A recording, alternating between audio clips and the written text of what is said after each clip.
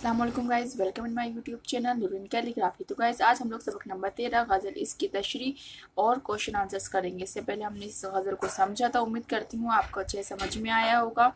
कुछ डाउट है तो आप कमेंट बॉक्स में मैसेज करके मुझसे पूछ सकते हैं और उम्मीद करते हैं आपने नोट भी अच्छे से तैयार कर लिए होंगे। अगर आप मेरे चैनल पर नए हैं और आपने अभी मेरा चैनल सब्सक्राइब नहीं किया है तो please guys subscribe my channel and click bell icon also. और वीडियो अच्छी लगे तो प्लीज़ लाइक भी ज़रूर कर दीजिएगा और जो साइड में बेल दी गई है उस पर भी प्लीज़ क्लिक कर दीजिएगा, क्योंकि जब भी मेरी न्यू वीडियो आएगी तो आपके पास पहले आएगी, जिससे कि आप इससे अपने नोट्स तैयार कर सकेंगे। आपको नोट्स तैयार करने में बहुत फ़ायदा मिलेगा और जल्द से जल्द आप इस चैप्टर के जो नोट्स हैं वो अच्छे से तैयार कर लेंगे, क्योंकि अब टाइम जैसे कि अक्टूबर चल रहा है, बहुत कम रह गया है टाइम।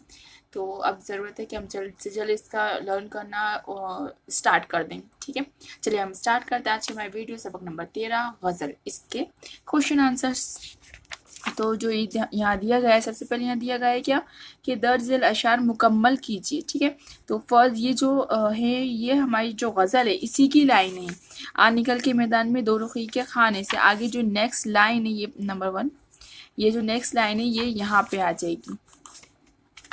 काम चल नहीं सकता अब किसी बहाने से। ठीक है, सेकंड जो है आम होगा अब हमदम सब पे फैज़ फितरत का, इसका ये रहा। भर सकेंगे अब दामन हम भी इस खजाने से, तो ये जो लाइन है ये यहाँ आ जाएगी। थर्ड है देश वादियों में नाचेंगे हर तरफ तराने से, तो इसका रहा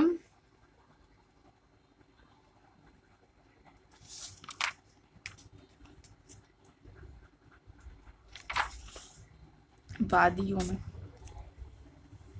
ये रहा वादियों में नाचेंगे हर तरफ तराने से, ये रही इसका लाइन।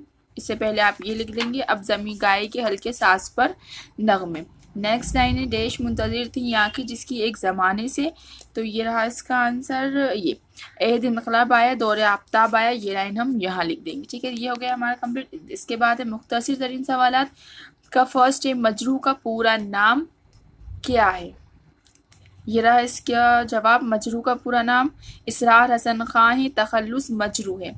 सेकंड है मजरू किस ख्याल के शायर थे, मजरू तरक्की पसंदाना शायर थे। थर्ड है अब फितरत का फ़ायदा किसका होगा, अब फितरत का फ़ायदा आम होगा यानी सब पे होगा। खाक से मैं अंजुम अंजुम कौन उगाएगा, खाक से मैं अंजुम अहल दिल उगाएगा। ठीक है, इसके बाद मुख्तसर है मजरू के कलाम की खसूसियात लिखिए। ठीक है, इसका ये रहा आंसर। मजरू के कलाम में जरात, रंदाना, सरमस्ती और शायरी पाई जाती है, यानी इसके कलाम में दिलेरी, मतवालापन और बेखुदी है। लब व लहजे की बरतरी, इजहार ख्याल में बेबाकी और शख्सियत इनकी ख़ास पहचान है। सेकंड क्वेश्चन है किन गैर मुवाफिक हालात के बावजूद मजरू ने गज़ल की रिवायत की पासदारी की। तरक्की पसंद तहरीक से वाबस्ता शायरों और अदीबों ने नज़म लिखने को तरजीह दी और गज़ल की मुखालिफत की। ऐसे गैर मुवाफिक हालात में भी मजरू ने गज़ल लिखना बंद नहीं किया, उन्होंने गज़ल में तरक्की पसंदाना ख़यालात को पेश किया। इस तरह मजरू ने गज़ल की रिवायत की पासदारी की। सवाल नंबर 3 है आ निकल के मैदान में दो रखी के खाने से शायर की क्या मुराद है। इनकलाब आ गया, गरीब कामयाब हो गया, अब दो रुखी पॉलिसी को छोड़कर इसमें सबको शरीक हो जाना चाहिए। नेक्स्ट क्वेश्चन है अब जुनून पे कौन सी सात आ पड़ी। सात का मीनिंग जिसने मैंने बताया था, सात मीन्स वक्त या घड़ी। इसका आंसर है अब जुनून पे ऐसा वक्त आ गया है कि दिल पे चोट खाने से अच्छा सर पर चोट खाना है। इसी के साथ हमारा ये जो क्वेश्चन आंसर्स थे यहाँ पे कंप्लीट हो गए हैं। अब इसके बाद इसकी तशरीह हमें करना है, तो चलिए हम तशरीह अब कर लेते हैं। तशरीह जैसे कि गाइस मैंने इससे पहले ही बताया था क्या होती है तशरीह। जिस तरह हिंदी में भी संदर्भ प्रसंग सहित व्याख्या होती है, इसी तरह उर्दू में तशरीह होती है। आपको इस शेर में क्या बताया, शेर क्या होते हैं। अच्छा, शेर वो होते हैं जिससे कम लफ्ज़ों में अल्फाज का ऐसा मजमूआ जिससे कि कम लफ्ज़ों में आप बड़ी बात कह सकें। وہ شعر ہیں۔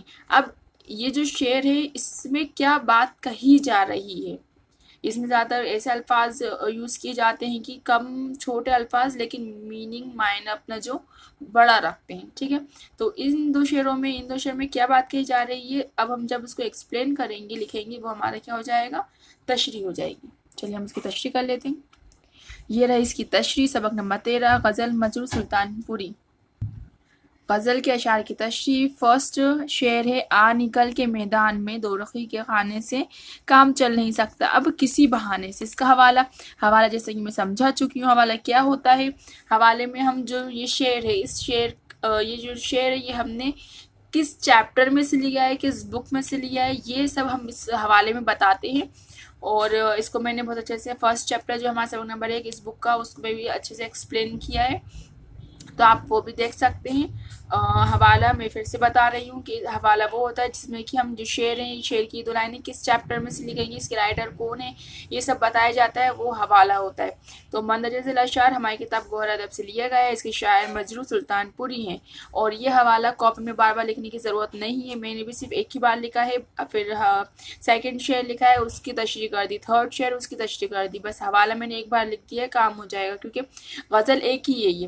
ہاں ایگزام میں اگر ایسا ہوتا ہے کہ ایگزام میں آ جاتی ہیں، اگر ایک ہی نظم کی 2 شعر آ جاتے ہیں تو آپ کو 2 بار ہی حوالہ لکھنا ہے، لیکن کاپی میں ہم ایک بار بھی لکھ سکتے ہیں، کچھ بھی نہیں ہے۔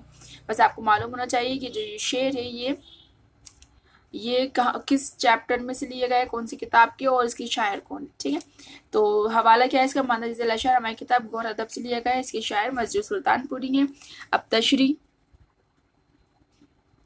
شاعر کہہ رہے ہیں کہ اب پس و پیش میں رہنے کی ضرورت نہیں ہے، بس میدان میں آنے کا وقت آ گیا ہے، بس اب جلدی کرو اور ہندوستان کی آزادی کے لیے کھل کر میدان میں آ جاؤ، کوئی بہانہ تلاش نہ کرو، کیونکہ اب کسی بہانے سے کسی کا بھلا نہیں ہو سکتا۔ سیکنڈ شعر ہے، عہد انقلاب آیا، دور آفتاب آیا، منتظر تھیں یہ آنکھیں جس کی ایک زمانے سے۔ تو اس کی تشریح کیا ہے، دیکھیں اس میں نے حوالہ نہیں لکھا ہے، خالی تشریح لکھ دی ہے۔ شاعر کہتے ہیں کہ اب وہ وقت آ گیا، لوگ اپنی آزادی کے لیے بیدار ہو چکے ہیں، جس کی وجہ سے چاروں طرف اتھل پتھل مچی ہوئی ہے، اور ایسا محسوس ہو رہا ہے کہ اب آزادی کا سورج بھی نکلنے والا ہے۔ آپ اسکرین شاٹ بھی لے سکتے ہیں تاکہ لکھنے میں ایزی رہے آپ کے لیے۔ پھر نیکسٹ تھرڈ شعر ہے، اب زمیں گائے گی ہلکے ساز پر نغمے، وادیوں میں ناچیں گے ہر طرف ترانے سے۔ شاعر اپنی خوشی کا اظہار کرتے ہوئے کہتے ہیں کہ ہندوستان کی آزادی میں ہر ایک چیز خوشی سے جھوم اٹھے گی، یہاں تک کہ ہرے بھرے کھیت لہرائیں گے، اور جب کسان کھیتوں میں ہل چلائیں گے اور جب ان ہلوں کی دلکش آواز فضا میں گونجے گی تو زمین بھی خوشی سے گانے گائے گی اور چاروں طرف خوشی کے نغموں کی دھوم ہوگی۔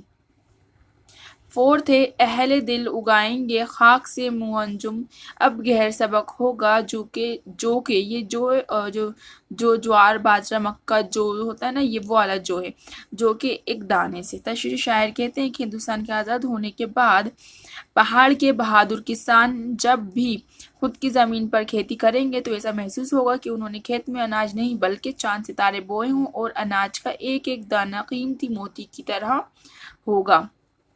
اس کے بعد ففتھ شعر ہے اس کا،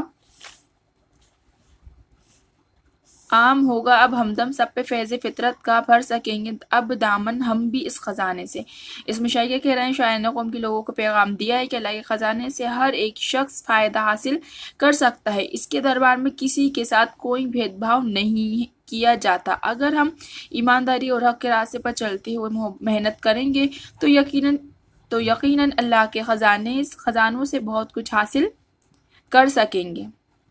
سکس ہے جو لاسٹ ہے، اب جنوں پہ وہ سات آ پڑی کہ اے مجروح، آج زخم سر بہتر دل پہ چوٹ کھانے سے۔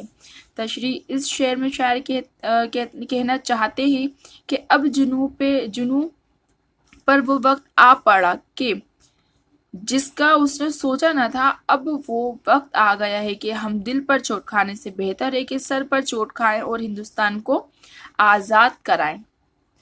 इसी के साथ हमारा ये जो तशरीह है ये कंप्लीट हो गई है और ये चैप्टर जो है हमारा कंप्लीट हो चुका है। उम्मीद करती हूँ आपको अच्छे समझ में आया होगा, और जो भी आपके डाउट्स हो आप मुझे कमेंट बॉक्स में मैसेज करके बता सकते हैं। और एक बात और मैं कहना चाहती हूँ, thank you so much guys, thank you so much आपको इतना सपोर्ट के लिए। मुझे बच्चे कमेंट करते हैं और डाउट्स पूछते हैं, तो मैं पूरी कोशिश करती हूँ कि मैं उनके डाउट्स को क्लियर कर सकूँ। और अगर आपको भी कोई डाउट है तो आप कमेंट बॉक्स में मैसेज करके पूछ सकते हैं। इंशाल्लाह मैं पूरी कोशिश करूँगी आपके उन डाउट्स को क्लियर करने की। और प्लीज़ गाइस, अगर आपने चैनल मेरा सब्सक्राइब नहीं किया हो तो please guys subscribe my channel, और वीडियो अच्छी लगे तो लाइक भी ज़रूर कर दीजिएगा। और अपने फ्रेंड्स, जो आपके फ्रेंड्स हैं, क्लासमेट्स हैं, उनको भी इस वीडियो का लिंक शेयर करिए ताकि वो भी नोट्स अपने कंप्लीट कर सकें। और जैसे कि मैंने बताया था कि ये जो उर्दू है ये मार्क्स गेन करने वाला सब्जेक्ट होता है। इसको इतना इजीली लाइटली मत लें कि हाँ उर्दू है कर लेंगे। जितने अच्छे से इसकी तैयारी करेंगे उतने ही आपके परसेंटेज मार्क्स अच्छे आएंगे, तो परसेंटेज पे भी इसका असर पड़ेगा, वो भी आपका परसेंट भी आपका बढ़ेगा। तो चलिए ठीक है, अब मिलते हैं इंशाल्लाह नेक्स्ट वीडियो में। तब तक के लिए अल्लाह हाफिज़।